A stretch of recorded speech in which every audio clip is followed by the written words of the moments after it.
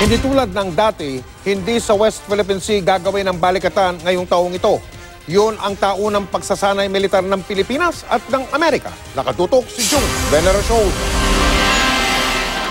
Sa pagladlad ng banderang ito, opisyal na nagsimula ang Balikatan 2017. Ito ang unang RPUS Balikatan exercise sa ilalim ng Administrasyong Duterte.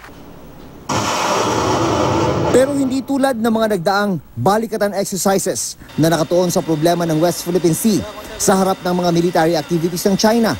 Ang Balikatan 2017, nag-iba na ang tema. Wala nang aktibidad sa West Philippine Sea, pero puro humanitarian assistance and disaster response at counter-terrorism na lang ang aktibidad na gagawin sa ilang probinsya sa Luzon at Visayas. You get the guidance from the political authorities. So the political authorities gives the guidance to us what is the priority at this point in time. And the priority, according to the President, is HADR and counter-terrorism.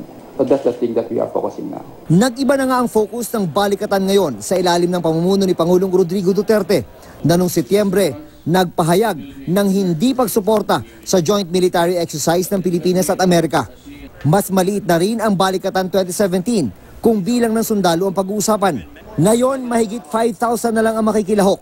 Samantalang noong nakaraang taon, mahigit 11,000 ang sumalang sa joint training. I can tell you that every Marine, sailor, soldier, and airman that's coming to the Philippines that is here for the exercise are not disappointed. They're looking forward. Tatagal ang Balikatan 2017 ng 12 araw. June Veneracion, Nakatutok, 24 oras.